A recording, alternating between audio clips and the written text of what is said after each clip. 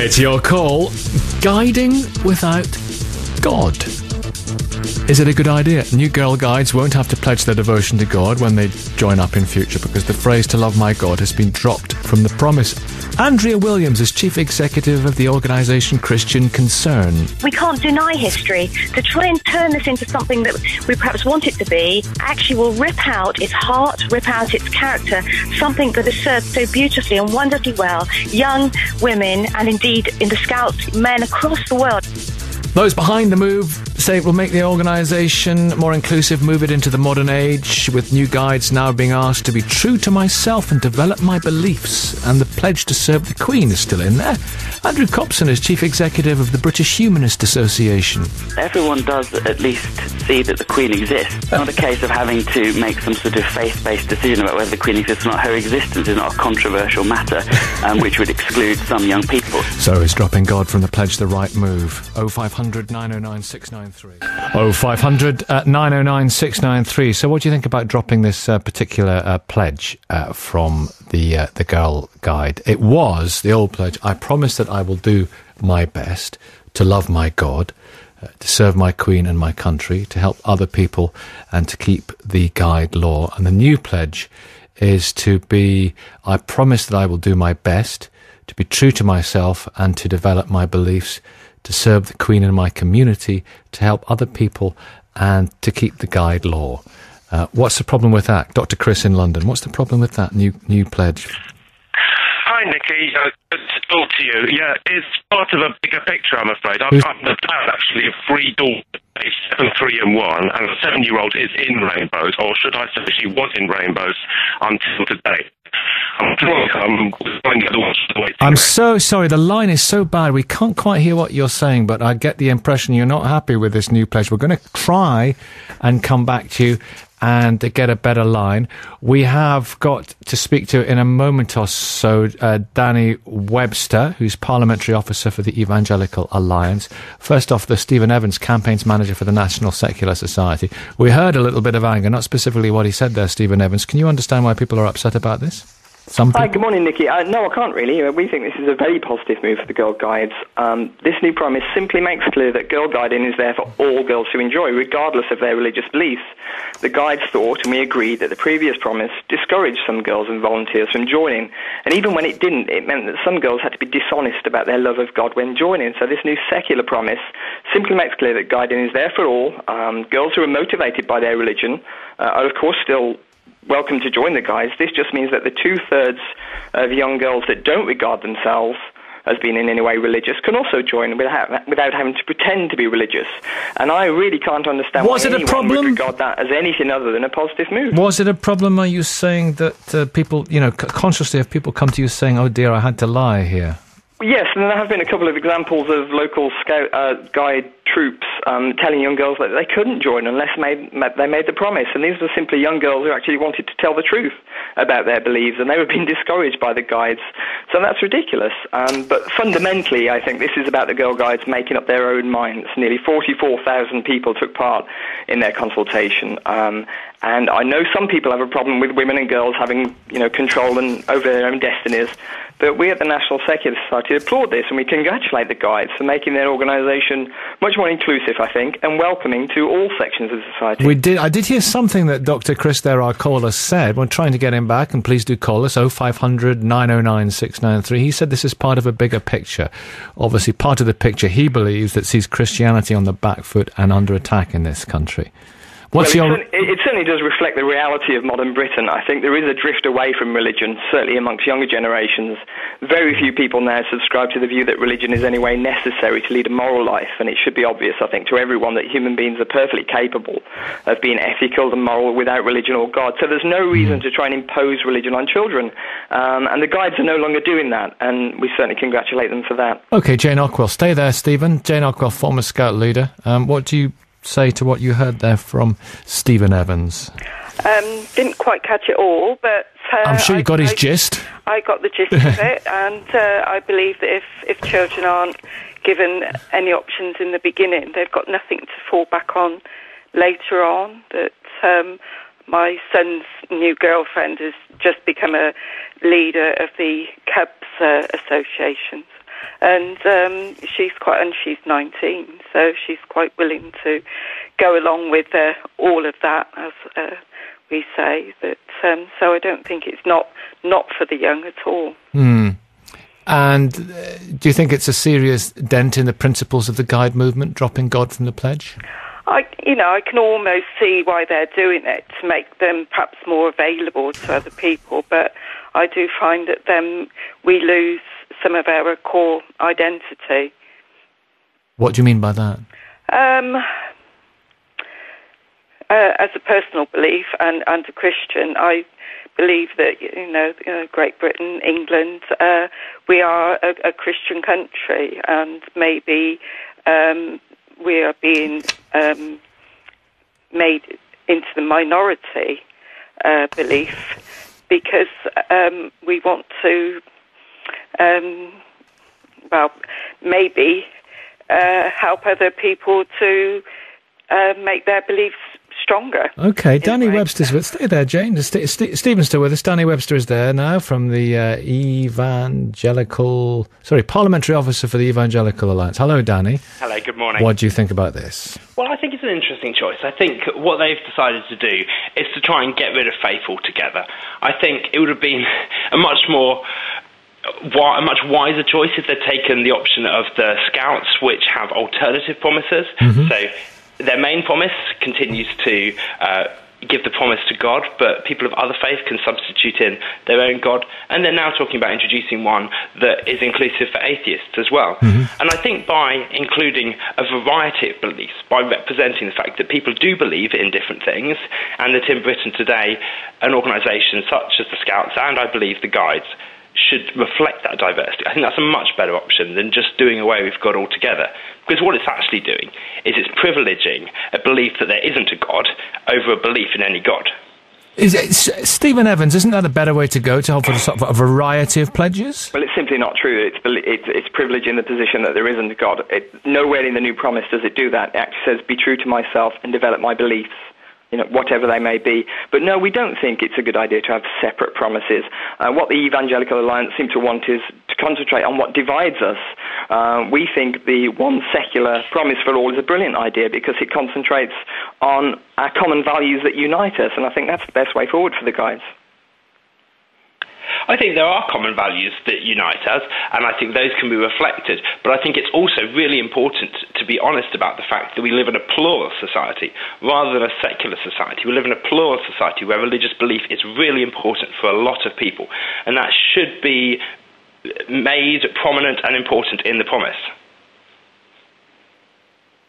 But if you're not religious, why should that be prominent and important in the promise? This is not about excluding religious people. This is about including religious people and non-religious people on a level playing field. It's completely egalitarian in its approach, and it's simply the best way forward. I think what Christians still want is a privileged position in society, and that's what they're arguing for. They're arguing for religion to be imposed upon children, whether they want it or not. And obviously, from the National Secular Society's perspective, we think children should be able to make their own decisions. What it's doing is it's privileging a secular worldview, a worldview that says to be true to myself. I'm really not sure what that means. And actually, I think that's quite a bad phrase. I think that's quite a harmful phrase because it's potentially quite selfish. It says, actually, whatever I think is true goes. Whatever I think is good is fine. As long as it makes me happy, that's okay. Well, I don't think that's fair. I think our knowledge of right and wrong is very much innate within us. So I don't think there's anything selfish or immoral about being true to oneself. I think the compassion and the idea that being a good citizen in society is what people are actually about. You don't have to be religious to have those values. Non-religious people also make very good citizens and do a lot of good work in society. So it's about time.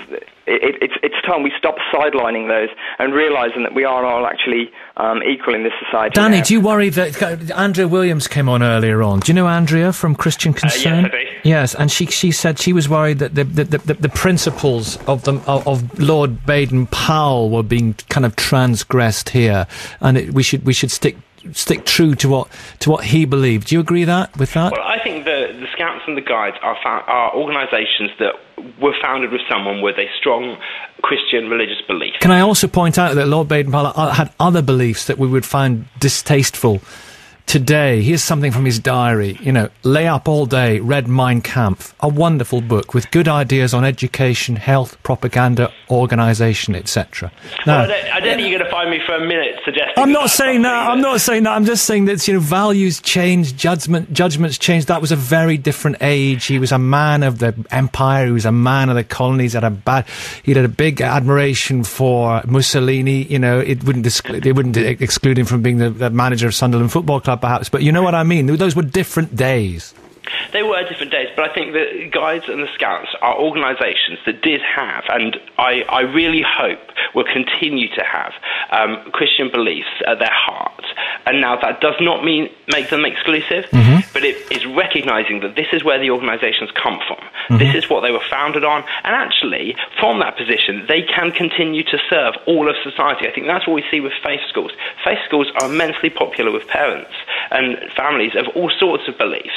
People recognise the value of religious beliefs. They recognise the strong positive influence those beliefs can have on wider society, even if you don't subscribe to all of the views and the belief systems, that they can be a good thing for all of society. And I think that is where it is a pity to lose the Christian roots of organisations such as the Scouts. Stephen Evans. Well, obviously, I don't agree with a word of that. But let's be clear that actually Baden-Powell actually wrote himself an Outlander oath, which was a secular oath. It said, "On my honour, I promise to do my best to render service to my country, to help other people at all times, to obey the Scout law." That was an oath written by Baden-Powell. So let's not think that these organisations are necessarily rooted in Christianity. Let's speak to David. The Guides have actually made clear that they're not a Christian organisation. Well, let's speak to David. Stay there, gentlemen. Stuart's in Coventry, David's in Poole. Stuart, what would you like to say? Hello, David. Hello, Stuart. Hello, Stuart. Hello, David. Stuart, you go first. Hello. Hello. My point is a bit much more pragmatic than that. Most Girl Guide troops meet in church halls. If they're embarrassed about God in the oath, are they going to be embarrassed about where they're holding the meeting? When this happened for the Scouts, large numbers of Scout troops across the country moved into their own huts, often placed on the edge of communities, that involved tremendous expense and vulnerability with the hut exposed. Where does it go with the Girl Guides for that? Where does where they meet have an impact on where the girls go? David, what do you say to that? Well, I say this, that the Girl Guides is an outfit that helps children of all socio-economic groups to get together and have a jolly good laugh and lots of fun. And Christianity is something that begins at home. And I'm worried that it's just a step that the Girl Guides had to take to bring us up to date. I believe that a good Christian family will keep their children promising to do good with the basis of a Christian ethic behind them, but I don't want it hijacked by the EDL and UKIP as something as, oh, look, them foreigners coming into our country and doing all this stuff. It's just a natural step. We need to take the God out of that and leave God at home with our children. Danny? Well, I don't think you can leave God at home. I think, certainly speaking as a Christian, I think faith is a public act. It is not just something that is private. Faith and a belief in God and the outworking of that belief is something that affects all parts of society. Now, we live in a society with people with many different values, many different Hold on, beliefs. that sounds like the lamb and flag for the Crusades. Come on. No. Keep it in your heart. Well, if God resides in my heart, then I can do no wrong. Well, I think we believe in that or not. Listen, 0500 909 693, we've come to 919 and the Crusades has now been mentioned. Carry on, Danny. Carry on, Danny. I think what we need is our organisations that value the variety of people's beliefs. We need to recognise that for Christians, their Christian belief is important in all of their life, not just their home life. For Muslims, it's important for all of their life. For people who don't believe in God, that is important in all of their life. And I think we don't do that by ignoring God altogether. We recognise the value and importance of beliefs, and actually, for a lot of people, how of growing importance their beliefs are. Cambridge Scouts have tweeted me to say it's a promise we make, not a pledge. So it's a promise. That's just that clarified. Why? I don't understand this, Stephen. Why not a range of pledges? You say which I've got on here this promise. Sorry, it's a promise, not a pledge. I've got these promises. Which one do you want? Why not that? Give people an option. We do it in court, Nicky. We do it in court, but I don't think we should do it in court. We should have one secular oath. Why shouldn't we do it in court? Are you going to ask someone in court to pledge on something they don't believe in? I think when a witness... What if you go there and you want to make a pledge, to promise to honour L. Ron Hubbard? Why shouldn't you be allowed to do that? Well, when a witness or a defendant stands up in court, that witness or defendant's religious beliefs are of no business to the jury. And so there shouldn't be a show made out of them expressing their religious beliefs.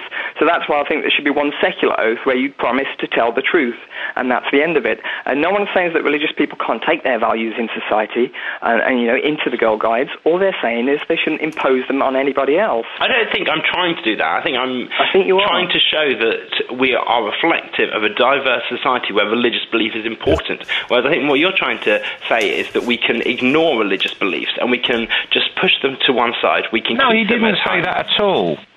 That's your evangelical red light winking on and off. I think that's right. David, you're on fire this morning. Oh. I tell you what, that man is the kind of person that's going to make this country great, because he is an equivocator. He wants something his way, and he's asking us to join in with him, not to force his beliefs upon us.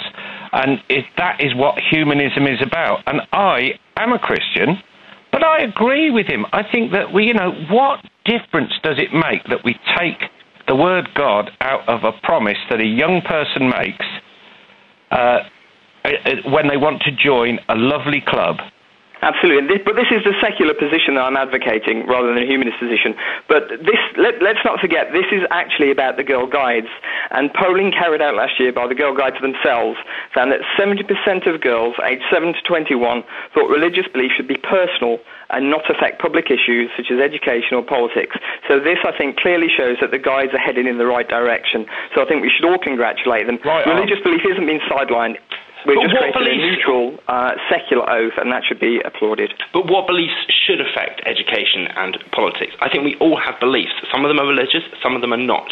Those beliefs, they may be personal, they start with us, but they have an outworking. Whoever we are, whether we believe in God or not, our beliefs have an outworking on politics, on education, on society. I'm not talking about imposing them. I'm not talking about trying to enforce them. I'm saying about being honest, that my beliefs have an outworking in public life. Well, being honest, that's a good one. Being, treating others as you would have them treat you, and all those things. But altruism, helping others, that's fine. But that's not the preserve of religion. Absolutely that's not. The basis of the Scouts. It's absolutely not the basis of the preserve of religion. But for religious people, those beliefs are often rooted in their faith. So to then do them, it is an outworking of their faith. So to pretend that actually this is about being true to themselves, it's actually incorrect. Because they believe it's their faith rather than the fact that... So for a Christian, to be honest, yes, it's an excellent thing to do. But actually they believe that fundamentally because it is rooted in their belief, and the outworking of those beliefs, the outworking of beliefs that are good for society, good for communities, good for their neighbours, is an outworking of their belief. And trying to shut those beliefs down is potentially going to have... It's going to discourage Christians from engaging in public life. Is it? I wonder. Okay, let's get thoughts on that. Let's get thoughts on that. 0500 909 693. More calls to come. Here, stay there, please. I will come back to you. Sorry to cut you short there, but I just realised we were very, very late for the travel news. But we'll have more from Danny. Right. It's 9:25, and we've got Diana in Herefordshire, and Ron in Southampton, and Elaine in Hornsby. Elaine, what would you like to say? Hello, it's Hornsey in East Yorkshire. Oh, I do beg your pardon. It's okay. My daughter's joined the Cubs about sort of 18 months ago, something like that. Yes. And they didn't actually believe in God. And we were a bit concerned because we didn't want them to make a promise that would literally be a lie. So what they actually promised on was the earth, because they're very, very eco-minded, and they wanted to save trees, save animals. Yeah. And we spoke to the Cub leaders, and they were very, very happy about this. And the girls promised on the earth with no problems at all. On Mother Earth. On Mother Earth, yes. Vincent in London, what's wrong? Ron from Southampton. Can I interject here a minute, please? You already have, Ron. I can't do anything about it. Okay, brilliant. Well, listen, to me this is such a trivial matter. It's a trivial problem. Matters a lot to people, though. Well, listen, if people are religious, do the religious promise. If you're non-religious, do the non-religious promise. It's a simple solution. If you want a promise to the earth, promise to the earth. Well, how about promise to the earth? You know what I mean? Why not? What's ridiculous about that? I can see why you're saying it tongue-in-cheek. I'm not saying it tongue-in-cheek. We should be able to... if you believe in it... No. If you... Listen, Ron. If you believe in a sky fairy or the chocolate monster on the moon, you should be able to promise to that as well, shouldn't you? Can I just say something here, right, okay? All these religious people, right, as soon as something happens, they jump onto the bandwagon. Oh, this is terrible, this is... No, it's not terrible. If you're religious, do the religious promise. If you're a non-religious person, do the non-religious one. What's the problem? It's such a trivial matter to be discussing and worrying about. There's bigger things in the world to worry about than this. Or is there anything bigger than this? Diana in Hertfordshire, in Herefordshire, I do beg your pardon. Diana, good morning. Good morning. Yes, well, actually, my point was slightly different because I really don't think I mind whether the guides make a promise to God or not. As people have been saying, it's a very personal thing, and I'm sure, brownies and guides would allow people to make promises on things that they believe rather than God if they have an objection to it. But it's the promise to serve Queen and our community that I don't like. What? I'm quite cross about that because... Oh, dear. Certainly the Queen is fine. I'm sorry, Ron, but it just seems a pity. It narrows the world of the guiding movement if you say our community, because if you live in a tiny village, does it mean your tiny village? Mm-hmm. Does it mean your faith community? What does it mean? It's such an amorphous... But why are you worried what it means? Why are you worried what it means? All it is a promise to join an infant movement. That's all it is. The Girl Guides have been around for years. They go on right into their teenage years, and some of them... Yeah, but exactly. And then they... Could I just get a word in? Thanks, Ron, because I think it's quite important that people serve their country, and I think guides have always felt proud to do so, and I think it's a great shame to use a term like our community, which doesn't mean much to anybody. Well, why don't they say my communities? There are many communities, aren't there? Well, that would be something. Well, we're working on it. We're workshopping it. We've improved it already. Yeah. Serve mankind might be, or... humankind. Yes. Why does it have to... Why can't my country just... Our soldiers have to serve our country. We all serve our country in different ways, but it is our country. That at least is somewhere we live, and we can't get away from if we live here. So why don't we just say... And Danny Webster, how do you feel about Danny Webster? Do you think it's a bit excluding of Republicans being asked to serve the Queen? Danny Webster. I think it is interesting that they've taken the decision to modify one section of the promise to keep some people happy, but actually recognise that there's another part of it that they're quite happy keeping some people unhappy. Now, I would be very happy to make a promise to the Queen, but I know that there are some people who aren't. So if you're talking about a promise that everyone can take without any qualms ever, then you're going to end up with something that means very little. If you're a Republican evangelical Christian, you'd be furious about this. You've got a double whammy going on there. But the thing is that the promise has a purpose, and it does say some things that is a bit challenging. Well, let's go to Vincent. I promised to bring Vincent in. I attempted to do so, but our other talkers have been so good that I didn't get the chance. Vincent, what would you like to say? Good morning to you, Nicky, and participants in this very interesting discussion. Can I say, God bless you all. I think that the incremental erosion of Christian-based beliefs, institutions, structures, and references to God does not necessarily mean that we have a better society. But secondly, whilst we should applaud inclusivity and diversity, that does not mean we should exclude any trace of God from our dialogue or from our institutions.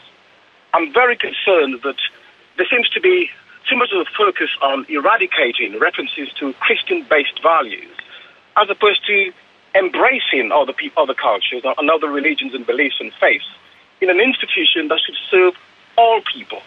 I'm very concerned that just by removing the reference to love my God, it could be any God, and God is universal. What if you believe in many gods? What if you're a polytheist? If you're polytheist, then it will serve your various gods. Well, which one are you talking about? Should it be plural then? Well, it should be, and it should be an option. An option. If you're actually getting married, you have an option. Yes. In terms of the vows that you take. Yes. In court, you have a reference to the oath. Why not the same same with other institutions. I think there is too much of an emphasis on eradication as opposed to real inclusion. Choice, exactly. The majority, the silent majority of Christians, I can tell you, are appalled by this incremental destruction of anything Christian-based. How many non-Christian institutions do you think would remove references to their God to include Christians? It is absolutely amazing. You think so? Is there a sense of retreat at the moment, or a sense of defeat? A sense of retreat, a sense of guilt, and a sense of, oh my God, what have I done over the last hundreds of years? Oh my gods. Exactly. Yeah. I use the words deliberately. maybe Christianity is actually evolving and realises that it doesn't need to impose its ideas on other people. I wish that were true, but I really don't think that's true. The Church of England is very interested in imposing their views on children through the faith school system. But Christianity is just one major influence among many that shape our current way of life. But there are many Christians who believe many different things. It's not a monolithic thing. Christianity, there are many types of Christian who believe many different things. So Christianity is diversity in itself, isn't it? So let's be careful not to pigeonhole it. Many Christians are against equal marriage. Many Christians are for equal marriage, Stephen Evans. There's just one example. Absolutely. I don't think it's a homogenous group at all. I mean, if you just look at the most religious people, I think, are quite in favour of equal marriage and gay marriage. The Church of England have opposed it. So that tells you that the Church of England don't necessarily speak for the majority of Christians. Well, listen, how interesting. Thank you. It's 0500 909 693. Some excellent calls. Thank you very much indeed to Ron and Elaine and Vincent and Bob and Carol and Ted and Alice. Here's Darren. So the old pledge, the new pledge, they're dropping God from the new pledge for the Girl Guides. We've got Anne in West Sussex, and we've got Trevor in Cumbria, and we've got Tim in Dorset, who is a vicar. Hello, Tim. Good morning, Nicky. What is your thought on this in order to make it more kind of inclusive? That's the word. Well, one of the things that obviously I do as part of my job is I do weddings and I do baptisms, and that involves people making promises which involve the word God. Yeah.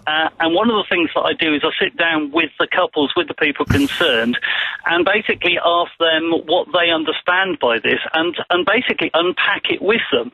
And one of the problems I think with the sort of the blanket trying to say yes or no in something like this is that people need to actually ask the question, what do I believe and what do these children believe? And it's not a question of my trying to inflict it on anybody. I'm just trying to say to people, well, actually, what do you believe? Because you really need to think about these things. And frankly, one of the problems is that people sideline God out of society and sideline the thought that there is something beyond us.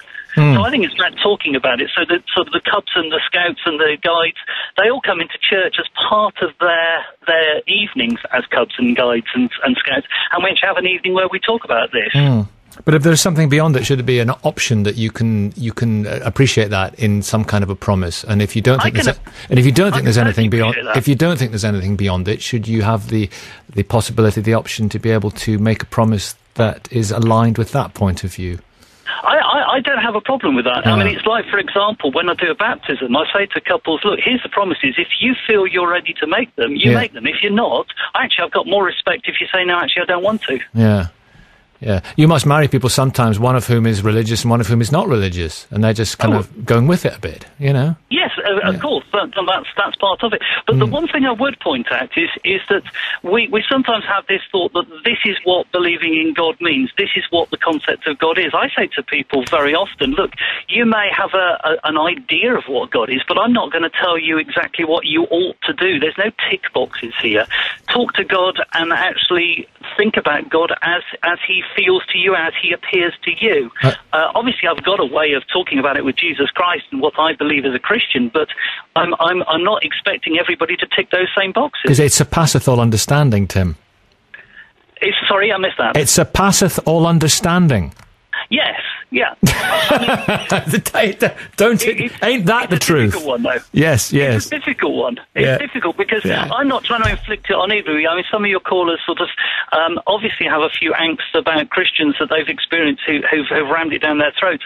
I don't. I just want to tell people I've got some good news, and it's up to them as to how they react to it. And the same is true. I believe in a God. That's up to other people to say what they think. I can't make them believe. I don't want to make them believe. Stephen Evans, do you want to come back here? Well, it just sounds like the vicar's making God into some sort of meaningless concept that has absolutely no meaning at all. And if we want to talk about people's beliefs, let's talk about people's beliefs. Let's not call them God. I just don't understand his point at all. My point is very simple. If we believe that this is all there is in the world, this is all there is, full stop, then I think the world is a pretty pointless existence. That's absolutely not what the Guide Promise is saying, that this is all there is. This is not an atheist promise. And I think this is a common tactic used by people within the church to conflate secularism with atheism. One thing, Tim, if this is, who knows, Tim does, but if this is all that there is, it's magnificent. It's amazing. It's fantastic. Let's make the most of it. I agree, but the thing is that if I think that the only point for my being on this planet is so that I can have children, so that they can have children, and so that we can exist through life and struggle through life, I mean, I live in a beautiful part of the world. I'm sat in the car in a beautiful part of the world in Dorset, but I still want more. I think there's got to be more to life, more to actually my existence. Right. So he should have. So there should be the promise in there. That should be recognised. That should be the option to recognise that. That's clearly. That's what Tim's saying. Trevor in Cumbria, what do you say? Hello, Nicky. Well, I think you ought to be very careful on what you wish for. We live in a country that has always been founded on Christian values. Always? Sorry? Always? Well, not always, but for many years. And when you go to court, you swear on Scripture, and I've watched that slowly be eroded.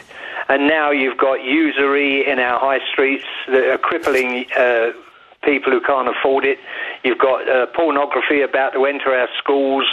You've got marriage has just been totally pornography is rubbish. Well, okay, carry on. It's another debate. And what I'm saying we're all going to hell in a handcart, basically. That has been the foundation of our society for years. Stephen Evans, it's all being eroded. Well, yes, we are. We have actually an established church in this country, so the description, the dystopian picture he's painting of Britain is actually been under an established church.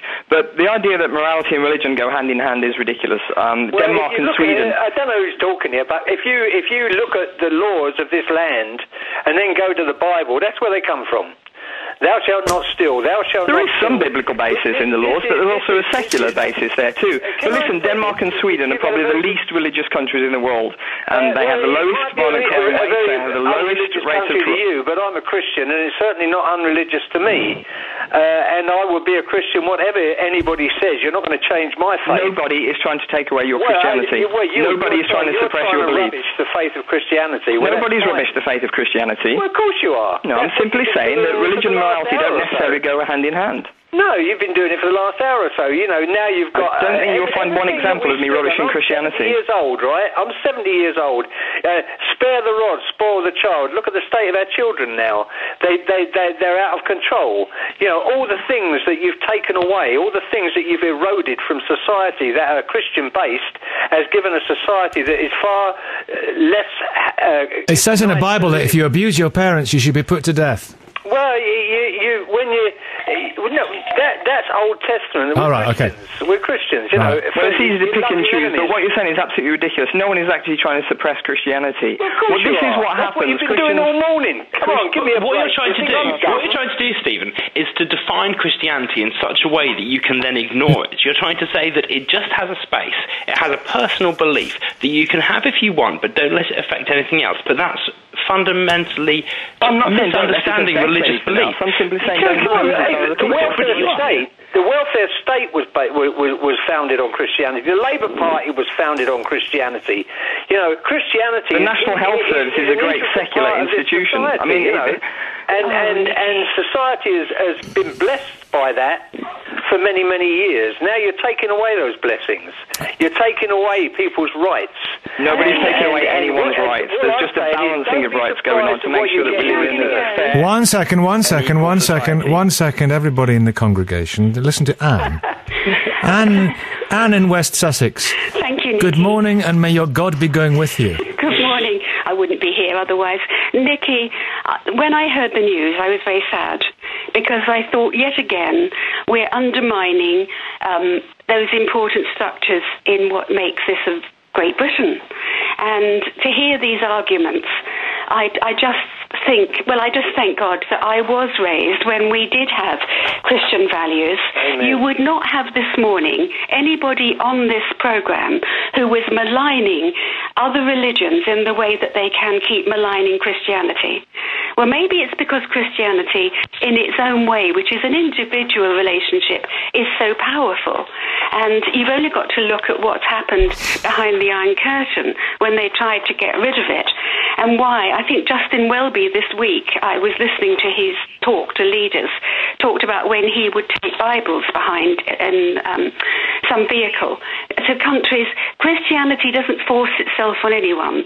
We do have individuals who have strong views, but the thing about religion is it's historically it has done power and control. Yeah. So it still does. We have the law in the UK actually demands that schools hold a daily act of broadly Christian worship. Is that not imposing religion? Can I come back on that? Yes, you can. Because that is what I've been hearing this week. This is not what is happening. They do not have the services that we had to have every morning. They do not. There is also a multi-faith education. So are you saying, Anne, that the pledge should stay as it is, or should there be a range of promises offered that, or do you think absolutely there should be one promise, one pledge, and God should be in there? Well, it's never been a problem until the last, obviously... What if you don't believe in God, or you believe in lots of God, or you believe in a different God? Yes, well, if you say I believe in God and you believe in a different God, you are saying I believe in God. You're not saying which God. What do you believe in lots of gods? Pardon? What if you're of an Eastern religious bent and you believe in lots of gods? Well, if they do believe in lots of gods and they don't want to say, I believe in God, I'm sure that nobody is going to say, wait a minute, you can't say that, you can't There say should be that. an accommodation. Maybe they should be allowed to say... There usually is a freedom for accommodation. Right. Actually, I think there is no accommodation, Nicky. If you actually read the promise, it says to be true to myself and develop my beliefs. It doesn't say what those beliefs are. It doesn't ascribe those beliefs to you. It's up to you to decide what your beliefs are. If you have Christian beliefs, they are your beliefs. But is that if you were to go back in time, maybe 10 years and join the Guides, Anne? I don't know how old you are. Maybe in your late 20s or something like that. Yeah, I didn't have the good fortune to join. But if the you Guides were, would that be all right? That bed. I promise that I will do my best to be true to myself. Well, hang on, to develop my beliefs. What's wrong with that? Well, I think I'll have to think about that. Develop my beliefs. Maybe that is a woolly encompassing all, honestly. And it's a secular approach. It doesn't exclude anybody. Other people's religion and what they want to do in our country. There is a spiritual element to being a Christian that is so important. And I was saying to my friends, look, even the Beatles, with all their wealth, everything they'd got, they wanted something more. And we need to give people something more. I remember Damalola Taylor came to this country because it was a Christian country, and he discovered there were children who hadn't been given any faith at all, and nothing mattered. We've got to look after the next generation. And if we are going to water down those structures that made Britain the safe country it is, well, we can go the same way as Romania went a few years ago when my neighbour said, what happened to my country? How could it fall into the state it's in? And thank you very much. It's 9:51, and here's Michelle. Well, starting with the southbound. Dr. Sarah Mills from Loughborough University wrote her PhD on the Scout movement in the UK. Dr. Sarah Mills, hello. Hi, Nicky. This whole concept of kind of muscular Christianity, Victorian Christianity, was central to Lord Baden-Powell's thinking, wasn't it? Yeah, I mean, both organisations are separate, the Scouts and the Girls, but they have a shared history. And what's interesting is over time they've developed their own practices and policies. So whilst we might think of them as associated with middle-class, white, Christian, and that kind of muscular Christianity that you mentioned, they've actually both been very flexible over the decades, really, in relation to certain religious groups, particularly around gender. And they've developed their own practices and policies. So the announcement about the Girl Guide promise, whilst it seems quite a trivial story on the surface, the promise has been a site of debate over the last 100 years, really, and there's been various changes and flexible options over the decades. Really? So this has been a live debate for a long, long time? Sure, yeah. So, I mean, there were letters in the first few years of both the Scouts and the Guides, letters from parents and a couple of children, actually, concerning some of the wording and in relation to some issues about the promise, whether that was to do with the Queen or the religious element. But it's only been in more recent years that a series of options have perhaps been more formally introduced. So the Scouts in 2005 announced a series of multi-faith options. So you can replace duty to God with duty to Allah, to my Dharma, to my religion. And the Scouts currently have a consultation, in the same way the Guides have recently had one, about this debate surrounding the promise and atheism. And that took place in December and January. So it'll be interesting to see whether the Scouts follow the Guides now in relation to this latest version. Yes, won't it? John's in London and Mark's in Warwickshire. Good morning, Mark. Morning, Nicky. Hello, John. How are you, John? I'm okay, thanks. John, what would you like to say? Just a few quick points. It sort of enrages me listening to some of the views of some of the Christians on here about this. Christianity is being persecuted.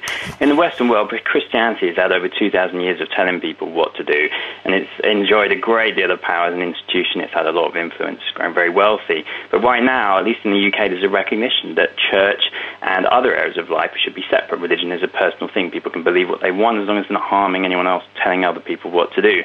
We're talking here about, as I understand it with Girl Guides, I wasn't one, obviously, but these are children of around 7 to 10 years of age. They shouldn't be given the choice as to whether they believe in God or not. Children aren't old enough to make these sorts of decisions. They shouldn't, as a vicar, I think it was a vicar who said, well, they should be given the option and you left it open. Well, you shouldn't be influencing children that way. This is what happens at Sunday school. This is what religion does. It indoctrinates children. There is no persecution of Christianity. People can believe what they want to believe. Christians can believe what they want to believe. No one's trying to suppress Christianity, but what people are saying is, let's keep it open. When people are old enough to make those decisions, they will find that, they will seek it out for themselves. And if God's pervasive and if God exists and Christians are all right, then people will come around to that anyway, won't they? Oh, Mark, what'd you say to that?